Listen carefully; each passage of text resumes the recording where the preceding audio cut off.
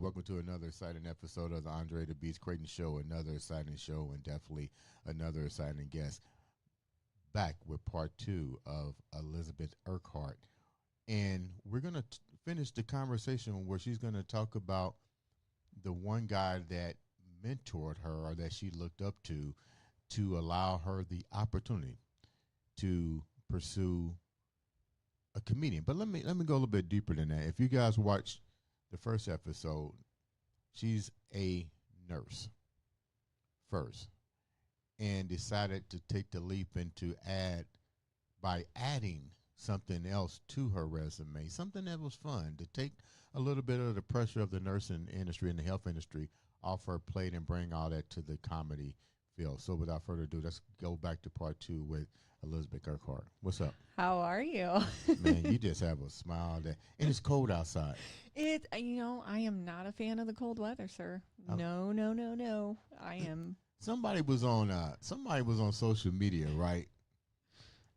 I'm not gonna mention the lady's name. I don't remember it anyway, but TikTok be having some crazy shit, right? So I'm scrolling and somebody said something about, they said, "Oh, I'm in Indiana and I don't know how people, in Indiana can stand this weather. I'm in Florida and I can walk around in my bikini suit and I don't know how you do it. But everybody in the Midwest says they like to change the seasons." So let me go quickly with this. I lived in Florida, and when Christmas time came, I was miserable. Yeah, because there was no snow. There was no snow. No, I know. There was no snow. So I get what she's saying. Yes. But the change of seasons is good because we don't always get a lot of snow here in Indiana, and when we do, we've been getting some though. I'm like, man, Mother Nature, you're starting early. Usually, I'd rather for it to start early than to end late. Last year it ended. It did. Well, this year it ended late. Well, way into the new year, it ended late because our winter lasted long into the spring. It did. Yeah, and I was like pissed. Annoying. Yeah. Yeah, it was so annoying. You know what I said? I said, "How are we gonna run the 500?" That's exactly what I said. I said, "How are we gonna run the 500?" Put the chains on the tires so that way they don't slip. Yeah. But anyway, thank you for coming back for part 2. It's such a pleasure. It's, I've loved getting to know you. And it's funny because about the snow, I actually just had a post on TikTok go viral about the snow. What did you say? It's this little baby and she's saying curse words. Oh, yeah, and I like she's those. like walking around and she's like saying curse words. And I was like, I put in the caption reminding myself I'm a strong, independent woman who shovels her own snow. Yeah. And it's got like over 13,000 likes already. Really? Like it's gone viral. And I'm just like, I like those little things on TikTok with those. I'm not for cussing, but they're so funny when the little kids go, "Hey, Mom, get your ass in there, make me some biscuits and gravy." I'm actually writing a comedy set on that. Like all my other stuff has been on my material, but that just shows how demented society is like, they will go crazy over a little person just waddling around, just saying curse words. And I'm just like, well, it is what it is. I mean, because honestly, essentially, it's free marketing for the indie comic scene. Yeah.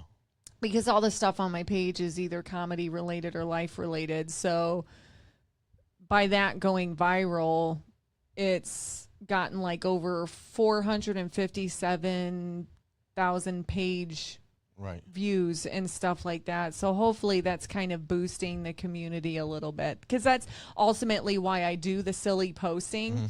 It's a nest egg for my existing followers to see what the content's going to be about and what I'm going to be wearing at the next show, because my wardrobe is kind of what they're intrigued with. And let me tell you, some of my dresses that are coming in, I'm like, chef's kiss. What's wrong with some of the dresses? Oh no, nothing's wrong with them. They're gorgeous. Oh.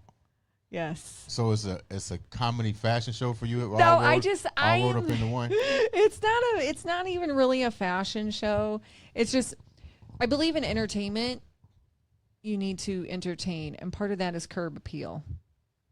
And I feel like, you know, we're drowned out by like the t-shirt and the sweatshirt, and you know, like, if you're going to entertain, I believe like you should entertain. You're essentially marketing yourself. Right. So are you going to buy the dilapidated house with the shutters that are falling down, or are you going to buy the haunted mausoleum that looks nice on the outside? Mm-hmm. I mean, most people are going to go for the curb appeal, right? And plus, I mean, I'm not going to lie, I like to look pretty. And my poor family has dealt with that their whole life. You know, like. What do you mean they dealt with it their whole life? Because I'm just like, I have like a shoe problem where I have lots of shoes and dresses, and I've already told my kids, you know, if I meet my maker and I'm not in a pair of nice stilettos and a dress, I will haunt you. The standard has already been set. Yeah. So no, I feel like it's marketable when you look professional and you look nice. And not saying that, you know, my fellow comics, you know, because I don't want the backlash, but you know, you created your own identity. Yes, I'm created, but you'd be surprised. You'd be surprised at how much backlash I get for the identity that I've created. What do you mean when you say that? Backlash. Like, why do you always have to dress like that? Why can't you dress normal? Did you ask them what is normal? Exactly. Yeah. No, I mean, it says right on my bio on Instagram, it's the Edgar Allan Poe quote, there's no exquisite beauty without strangeness and proportion. And that's kind of my mantra. I mean, I do live outside of the box. I have my whole life.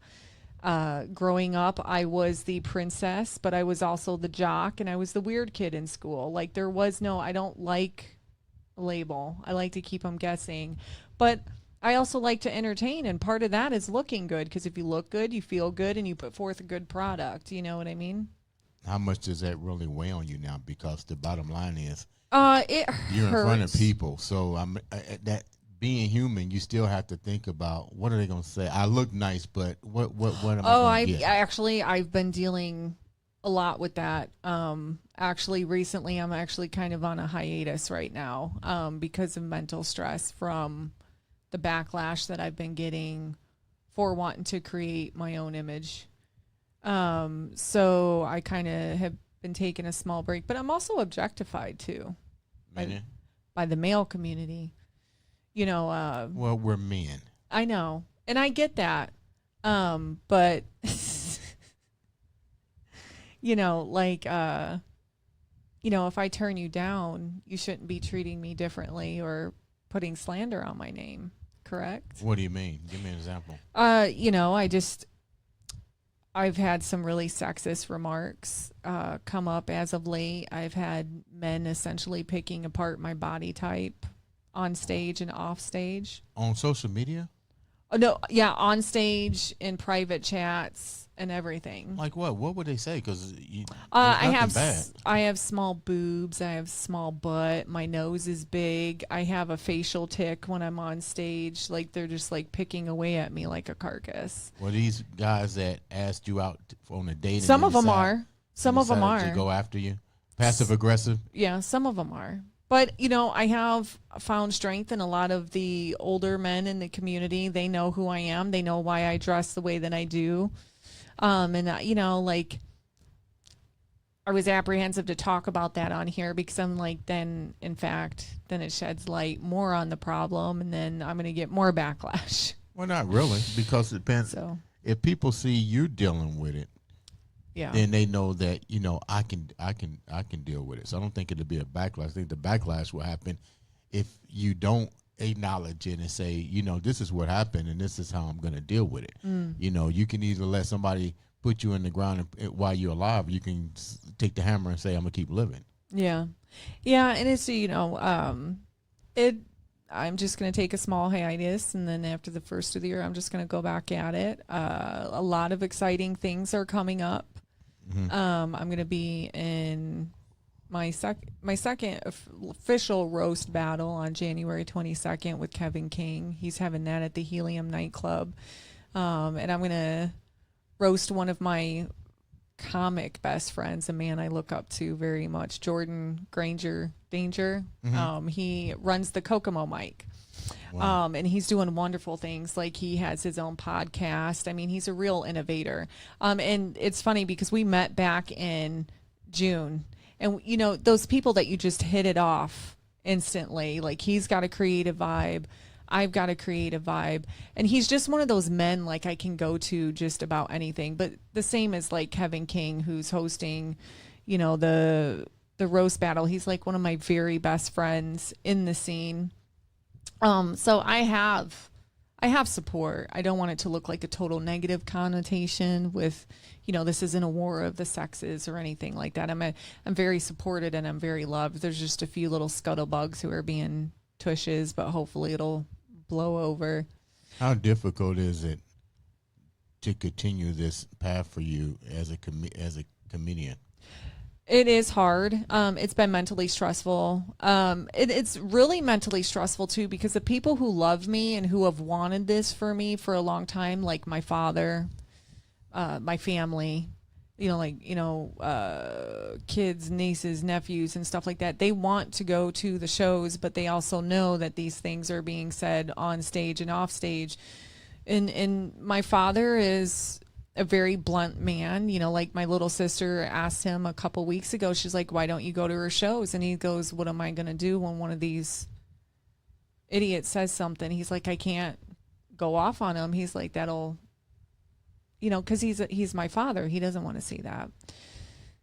So they haven't really been able to come and enjoy me doing that. But shouldn't you just tell your father, look, that's part of the I have, but I will. It does not matter. And he will tell anybody. He's like, she can be 45 or she can be 80. I'm going to see the 5-year-old little girl in pigtails, and I'm just going to. That's just one of his triggers. But he's a very smart man. You know, he knows his triggers and he knows. But I'm hoping he'll come to the roast battle, because the guy who I'm roasting with, Jordan, I'm just going to let him know, hey, this is a safe zone, you know, like we've already talked. What is the roast? Oh my goodness. They're so much fun, and if you get a chance, you really need to come. I will buy you a ticket. I will. You really should experience a roast battle, especially with Kevin King. Okay. It's something that he started in Greenwood, and it's called like Heckle and Hyde, where comics essentially like go back and forth and they roast each other about, you know, just anything. Obviously, prior to, the comedians will be like, hey, you know, what shouldn't we talk about? You know, like there's boundaries and stuff like that, but it's kind of like a no holds bar where you're bantering back and forth, and it's a lot of fun, very exciting, very high energy, and it's a blast. And Kevin King, he got us onto the Roast Battle League, I guess, which is like a national thing. So he's doing 2 nights in January. He's doing January 22nd, January 29th, and I'm on January 22nd. Really? So if you want to come, I will get you that ticket. So just so you can experience it. How do you prepare for that with material without offending each other? Well, you are going to, I mean, you are taking digs at each other, but it's like the point with what's going on with me in real life. There's a point to where it's left on the stage and when it carries off the stage, right? So like, you know, Jordan, and the most purest platonic love. I love this man. If you get a chance to look him up, you should. He's a completely wonderful human, very innovative. I just to pieces.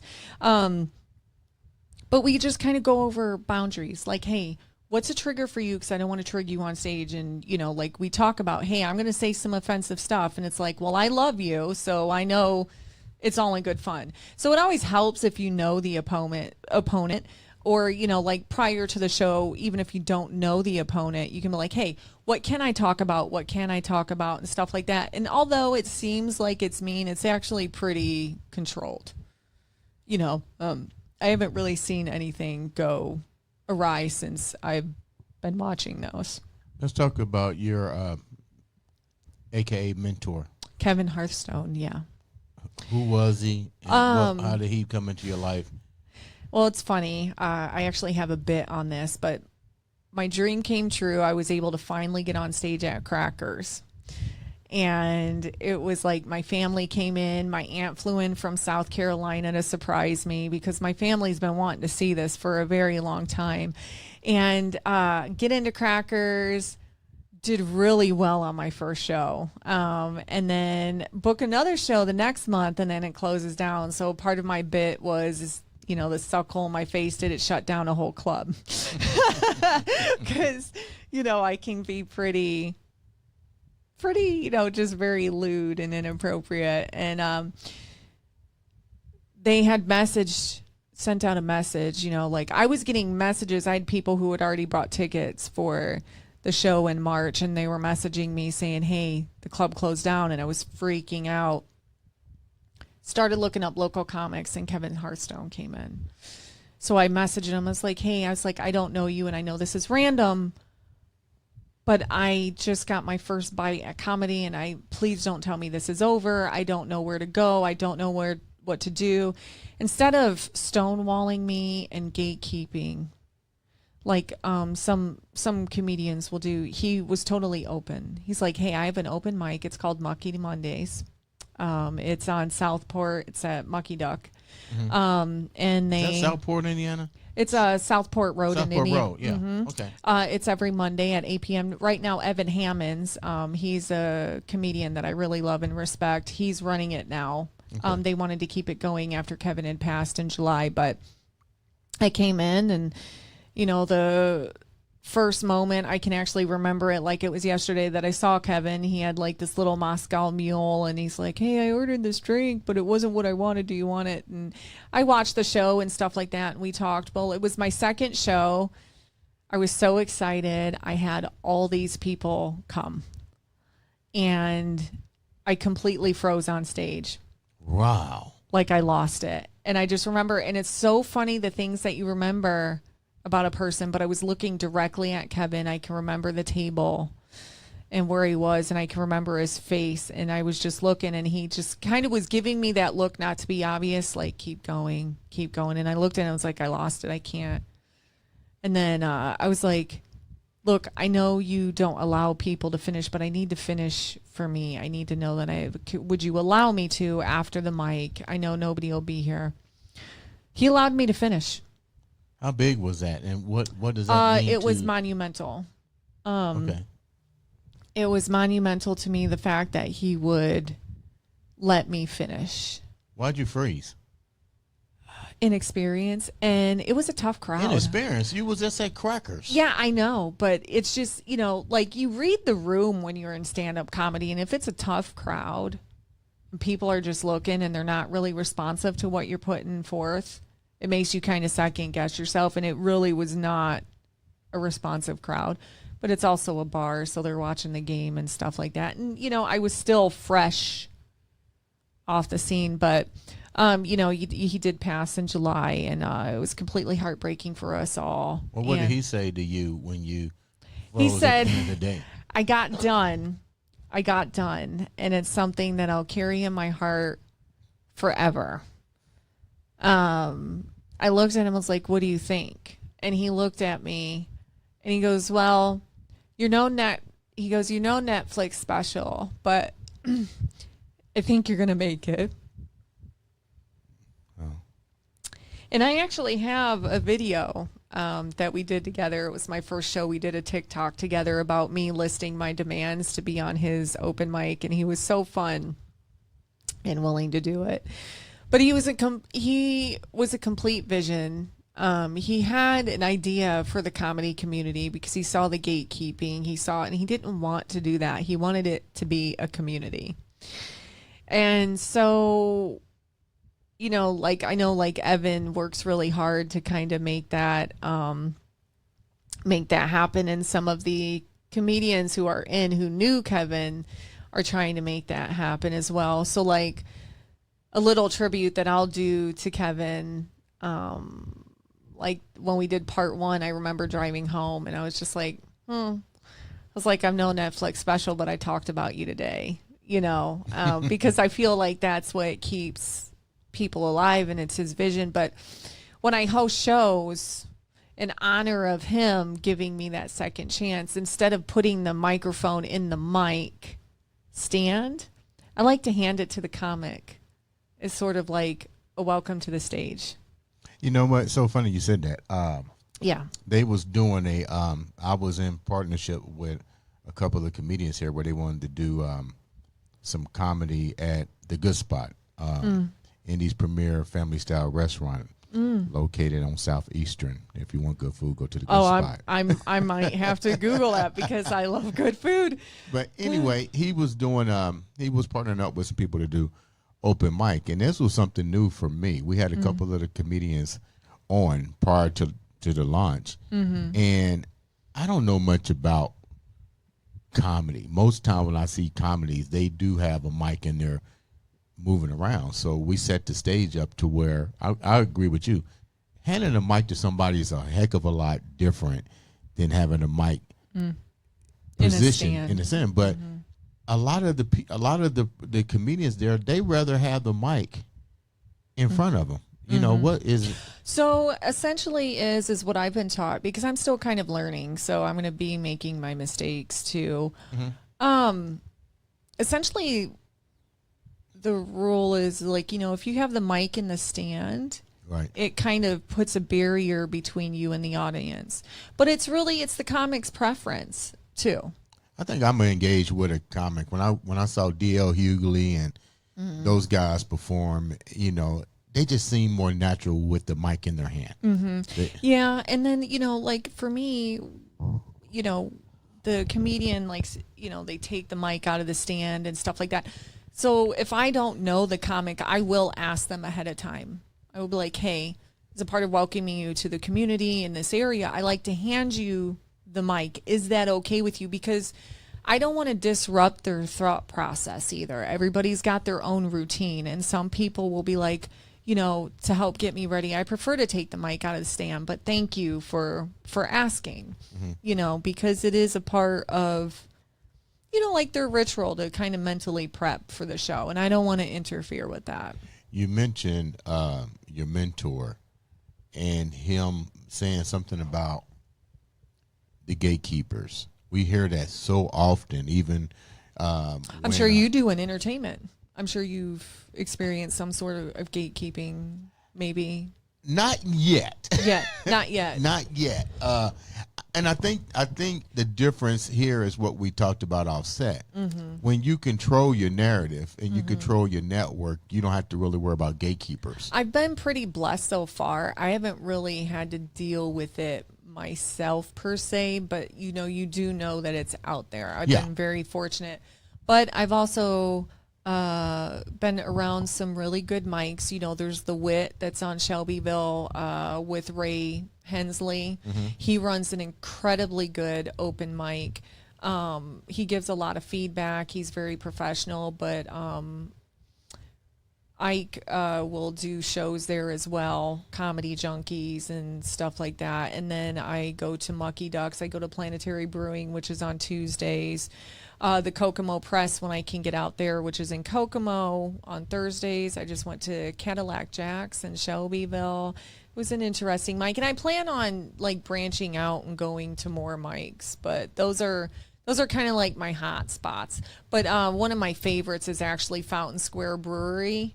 That's every Wednesday. And then there's the Liberty Street mic after that. But Fountain Square, I would have to say, is one of my favorites. When you said something about, let's go back to your mentor, and you mentioned the gatekeepers.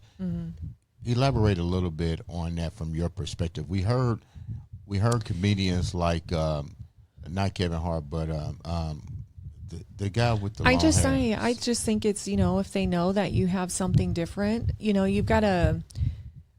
I'm a Libra, so I naturally try and look at it for both sides. And the thing is you're this comic who's been doing it for 20 plus years and you haven't really been able to gain any headway. And then you see this younger person who's got their own style, their own flair, and they're starting to make, to me, gatekeeping is a form of jealousy. Wow.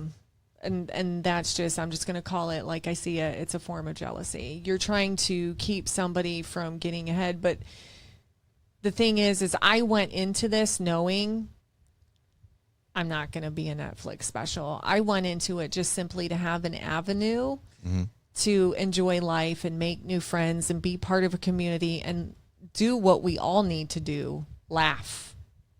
How has it changed you? It's been a tremendous learning curve. I didn't realize wanting to make people laugh could be the cause of some of the greatest sadness in my life, which is kind of paradoxical. But it's promoted a lot of growth within me too. What do you mean by that? I'm able to kind of take the hits as they come. I'm more fluid in things. I'm learning stuff about marketing, and it's just opened up a wealth of opportunity to learn a whole bunch of different things. Like I got to meet you. I'm meeting all these wonderful people, and I'm getting to learn more about entertainment. So even, the only thing is, there is like some very critical people on the scene, but it's like, I can't get out to all the open mics. I can't take advantage of all the classes and stuff like that because, I have a household to maintain and stuff like that, but that doesn't make me any less serious about comedy, and it all comes with time. It's like that seasoned cast iron pan that you're cooking in, you get your layers of flavor, right? And it's all a learning curve. So, I do hope I have a lot of goals for 2026. Like what? What's your goals? I may be, one of my biggest goals is I should be going on my way to marry England to work abroad for a year. Wow. I have family in England and, my family's on board and stuff like that. Are you going to do comedy while you're over there? I'm going to try. Yeah. Yeah, but where my family is, they're in it's a smaller, more rural town, and they're 4 hours outside of London. So we'll see. But it's mainly to travel. I want to. I'm very big into architecture. So I want to stand in front of the Cologne Cathedral in Germany. That's been on my bucket list, and I want to go to France. I never got to go. You're part German too, right? Yep, I'm half German. Okay. My family immigrated from there, yeah. And it's funny because, I was going through our family tree and stuff because I'm doing something special for the kid. Oh, God. What did you find? Oh, nothing. We have nothing. You go, oh, nothing. No, I mean, we have our family history all the way from the late 1600s mapped out from Prussia. Wow. Germany, yeah. So nothing of surprise, huh? Not really, no. We're pretty boring. A lot of farmers. And I didn't inherit the green thumb, and I feel like that's kind of rude. I have to buy the clearance plants, so that way they're half dead, so if they croak, I feel half as bad. I'm going to ask you a question. Yeah. What have you noticed difference since you've been doing this for a while? The difference in comedy as it relates to different culture groups. Well, in the way that they approach comedy, you find a similarity that like black comedians have a certain rule of engagement that they follow. Caucasians have a rule of engagement. See, I lesbians have a rule of engagements. Gays. Maybe that is my naivety, but I don't really focus on that. I guess I haven't really paid attention. Like I love well, somebody said something about it. The reason I was bringing it up. I love Aisha. She's a comic. Aisha the Body or something like that. Yeah, she's one of the comedians that I follow, and I love her to bits. And then Kayamo Jones, Queen Kayamo, I follow her too. But Aisha, nothing's off limits with that sassy little firecracker. I just love that woman. But the thing is too is, with her, anytime I've had an issue or whatever, she's always been there to love and to guide me and, give me some friendly advice, like, hey, try this or don't give up. And, a lot of the comics, especially the older men, they're like, you're going to feel like you want to quit 80 million times throughout your whole career. Just don't do it. Don't allow it. Because then if you do walk away, then you know. So it is a learning curve. It is, but I have found somewhat of a community, and you know, it's been a pleasant surprise. I think it drives my family a little crazy, but they knew what they got to. You know, like I'm going to surprise my parents. We were making plans for Christmas Day, and our family, we have this tradition. We come over in pajamas. Yeah. And we watch football all day and just eat good food. I'm going to surprise my parents with the pajamas this year, and my dad's just going to, I can see the look on his face. He's just going to be like, really? Yeah. He's going to be like, really? Yeah. He's going to be like, damn it. He's like, have you ever thought about quitting? You know, Aisha gave you. I have thought about quitting. Some saying, what was the reasons that you thought about quitting? Just mental stress. Like one of my flaws is I'm a perfectionist, and I want things to be done, and I expect things to be done in a certain time frame, and if I'm not meeting that, then I'm just like, you can't be a perfectionist being a comedy. I know. It doesn't work. 'Cause I know. You don't know what the day-to-day being on stage is going to do. I know. And that's what I'm learning is I need to have a little more patience and grace with myself too, a little more. But I've met some of my very best friends through comedy. And it's funny too, because like I'm a very glam girl, and I met Heather May, who's out of South Bend, the Drop Comedy Club. I met her this past Saturday. And it's like, I know you, because glam girls the glitter will always come together, baby. The glitter always comes together, and that's my glitter queen. She goes, I know you too, glam girl. So I had to pop a selfie with my fellow glam girl, but I was so happy. What's a glam girl? I call myself a glam girl because I like to do my makeup, and I like to be very done up all the time. Oh, okay. Yeah, I went on a date recently, and he's like, you know, I am eventually going to have to see you without makeup. I'm like, if you're lucky enough, you will. Oh, that's what he said? Yeah, we're not there yet.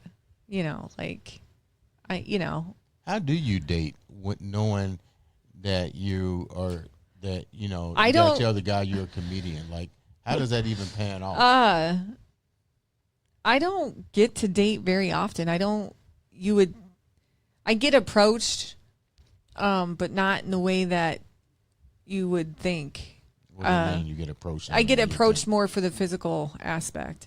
Essentially, I'm more lusted after than wanting to be pursued. Okay. Which is, it's very. Well, how do you know the difference? Men today have no couth. So I'm a total package person. When I'm looking at a person that I potentially, like, I will literally let you know very quickly, because I think it's cruel to lead people on. And we're in that culture to where people are in that lukewarm, maybe I like you, maybe I don't, which I think is very cowardly and rude. Mm-hmm. I can know about 5 minutes within talking to you if you're going to, and this comes off cruel, if you're going to waste my time. What do you mean when you say that? Aesthetically, yes. I have to enjoy the view. If I have to look at you, I have to enjoy the view. I am superficial that way. But at the end of the day, we all are. There has to be some physical attraction there, right? Mm-hmm. And maybe that's the male part of my brain that works. I don't know. But I'm also attracted to charm, wit. I need to know that I'm going to have a valuable conversation with you. And I actually have sets about this on stage. Like, can you read this? Do you have all your native teeth? Like, you know, yeah. And it is a criteria. But, you know, dating me. Are you approachable? Be real. Because I think if you're coming at somebody like that, I'll be like, okay, she might not be. My girlfriends, actually, they like to talk, and I actually have material on that too. And one of my girlfriends, like, they don't hold it. They're like, it's your face. You need to fix your face, because I guess I have a resting bitch face. Yeah, okay. Yes. But the thing is it's my bullshit detector. Like, I've even had guys tell me, like, you're too intimidating. Like, it's just, you know, Well, could that be the resting bitch? It could be the resting bitch face, but it's also my bullshit detector. If you're going to have the courage to come up and talk to me, then I'm going to entertain you for at least 5 to 10 minutes and see what you got to say. What do you say? This is interesting. What do you say for 5 to 10 minutes from a comedian standpoint? I'm approaching you. What do you say? Hey. I'm like, hi, how you doing? And most of the time, are you looking at eye contact or you do like this? No, I give you eye contact. You better look me like down the hatch here, pal. And most of the guys, they're looking at the figure. Okay. Which is fine. You can get a glance for 30 seconds. So you got seconds. 5 minutes. I'm getting 5 minutes of conversation. No, I just want to be like, I look for authenticity. Like, hey, how you doing? Okay. Like, how's your night going? Or, stuff like that. I don't want that bargain mart where you're pulling some cheesy pickup line out. Or what's a cheesy pickup line? Like, I had some guy a couple weeks ago. He's like, hey, you look like Nikki Glaser. Literally followed me out the bar. It's like, first of all, you shouldn't be following me anyway. You're creepy. Get away from me. And don't tell me I look like some other lady. No, it's amazing. Is she an attractive lady? She's very beautiful, and she's a very successful comic. So thank you for the boost for comparing me to her. But I'm my own. Okay, so he fucked up already. Well, he fucked up by following me outside the club. Get away from me, you creeper. And then I had some guy look at me. Well, he wasn't just trying to make sure you got to your car. He was not. So you saw the bullshit. Yeah, I can read through it, but that's from being raised by all men. Okay.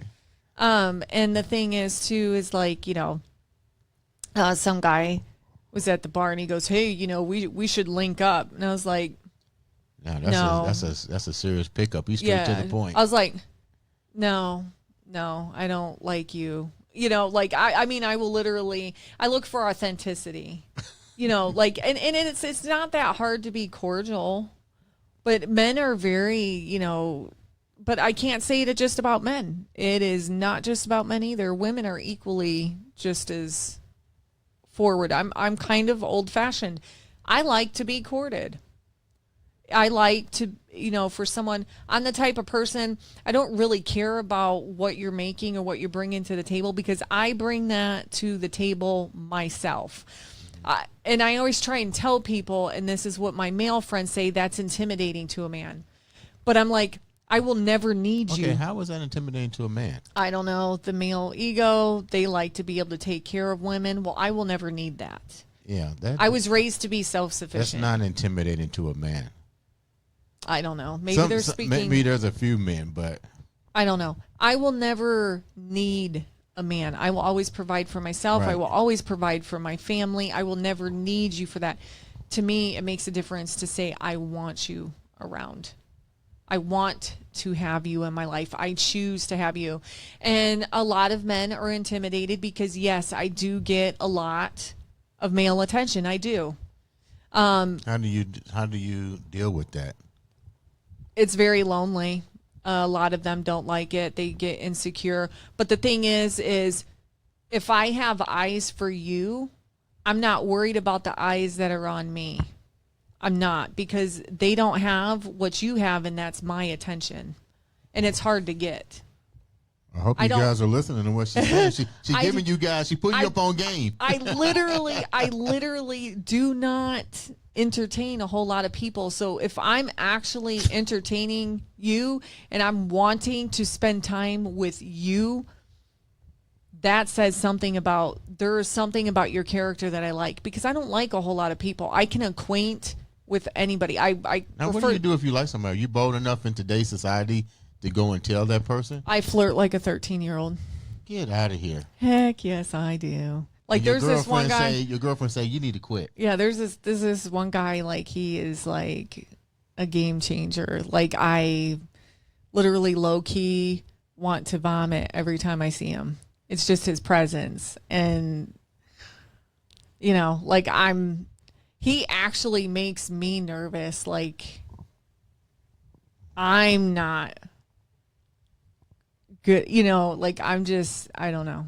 And it's probably, I'm just setting myself up because I'm like, it's not going to go anywhere. But this guy is like, he's so beautiful. And like, he's just got this wonderful spirit, and I love the way that his mind operates. And even though he's very tough on the exterior, there's that sensitive side, but he's very well versed in the way that he speaks and the way that he carries himself. I was just like, it's catnip. And I'm a very egotistical person, and he's not afraid to put me in my place. Wow. I'm a bit of a brat, and he's not afraid to tell me that. But, I don't know. We'll see. I try not to get my hopes up anymore. But why not? Because your hopes have taken you to where you at now. I know. Well, in the dating world, I try not to get my hopes up. But, it is what it is. I'm 45. I'm okay with, like we talked about in the first segment, I'm very much a Sigma. So I don't need a whole lot of people around me. I don't. It's never a necessity. Do I like to have them around me? Yes, within reason, because I get drained. But that's the thing, that's the hard part about dating too, and selecting someone is, I need to know, like, they can be, but that's the thing is, like, I need to know, like, they can be okay with me wanting to have my own identity, even though we're together too. That makes perfect sense. But that's the thing too, is like, men get so insecure, and it's like, I have ADHD, so like I've been on at least 4 to 5 side quests within 15 seconds. So if you're holding my attention, you're like halfway there. But that's the thing too, is like, I'm an all or nothing person. If I'm in it, I am in it. Mm-hmm. But I don't believe in leading people on. Like, like there's people who will sit there and just date to have someone. I think that is so cruel. And I'll let people know, like, I usually when I turn somebody down, it's depending on how they approach me. If they're going to be vulgar or disrespectful, I match energy. I'm going to level and embarrass you. But if you're kind and you reach out, I'm going to be very kind to you, but I'm also going to be very firm. Now, if I tell you once and you don't get the message and I have to tell you twice, I'm not going to extend you the same courtesy that I did before, because that's on you. Man, you sound rough. I am a little bit, yeah. I am my father's daughter. Wow. I am very much my father's daughter. I am very much. But I wouldn't change it for anything in the world. I wouldn't. Before we wrap up, we're going to close out with a tribute to your mentor, Kevin Hearthstone. Yeah. And he allowed what would have been gatekeepers to not allow you the second chance. You took a chance by reaching out. He opened the door. He's no longer with us. No. What's your life like for you? What's the end game now, and what has he brought to you to strengthen you? He opened the door for me for so much, to let me know that there was good people out there. He was one of the few people to actually sit down and take the time to get to know how my brain operates with the ADHD. He gave me a chance. He didn't have to. But the fact that he sat there and let me finish said so much about his character and about who he was, because he knew it was tough. And so any little accomplishment or every little milestone, I throw it up to him. And I hope that he's watching. And I hope that he sees what's happening with Mucky Mondays. They're incorporating a writing class now before. So they're really trying to foster a growth in a community to honor him. So I hope that he's watching that from the other side. I hope that he's watching it. Yeah, but every accomplishment, or every time I do something dumb on stage, I'm like, I know you saw that. Like, because I do think about him quite frequently, because it was all about him saying, and I remember specifically what he said. He's like, since we do whatever we want to do here, we're going to have Beth come back up on stage. And he just did this little, you know, or sometimes I'll scroll about the pictures that we took together and stuff like that. He had this brilliant smile. How important is it for, you know, because a lot of us don't realize that if we do a self-inventory of our life's journey, there's always those individuals that have helped pave the way. How important was that for you? Just think if that didn't even happen. If it didn't even happen, my comedy career would have ended by one show. Or it would have been much more difficult because I kept trying to ask for years, hey, how do I get started in comedy? Nobody would tell me, but they'd be like, oh, I'm a comic, but they wouldn't tell me. Don't you think that's kind of effed up? It is a little bit. It is. How do you get to be there? I don't know. That's a joke in itself. It is. Know. Oh, I have so many. I've been actually on this time off. I've been writing a lot of new material about girl code. What's girl code? You know, like girl code, like, you know, I know you're not wearing that, or, you know, why are you dating? Like just certain. I've met some of my very best friends in comedy who are women. You know, there's Maya Smith. She's the 2-time roast champion who's worked with Kevin King.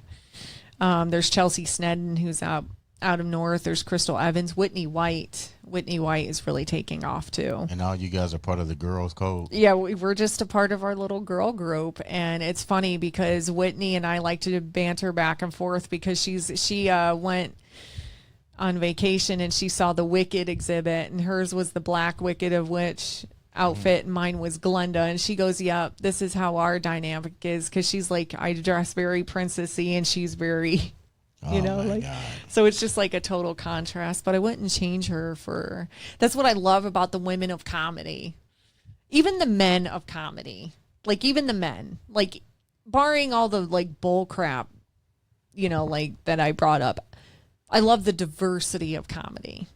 I love it because there's so many different walks of life. You know, you've got KJ Weaver, AJ the Sign, the comedian, you know, you've got so many wonderful comics who just bring all of that. You need to be a walking advertising boy. You know, everybody. I do. And you know what? Like, even the comics are like, you remember that I said that on my set? But my thing is that should be what comedy is. Like, I want to remember you. Like, there's Bob East. He does caricatures. He literally draws characters. There's Cherry Shepard. He's been one of my mentors too. And you know, his very loving nature. And he's like, no, keep going, keep doing this, keep being you. Don't apologize for who you are. You know, so there's a lot of wonderful people in comedy. And, you know, like if you get time, January 22nd, go to that roast battle. Well, I definitely would do that. That's actually a day after my birthday. So, well, you know, if you want to go, I will get you that ticket. Yeah. That will be my gift. How can the viewers reach out to you and follow you on social media? I'm at Elizabeth Urquhart 80. It's very basic. How do you spell that last name? Urquhart. And then I'm my Facebook. I have it under my maiden name for my high school friends who want to get a hold of me, but that's under Elizabeth Reynolds. And then TikTok is Eliz Reynolds 87. So. Well, thank you so much for taking time to come on the show. Ladies and gentlemen, make sure you follow her, subscribe, click. Sometime all it takes is one click of a button to change the life of somebody's life as well as your own. This has been another, and I do mean another exciting episode of the Andre The Beast Crayton Show.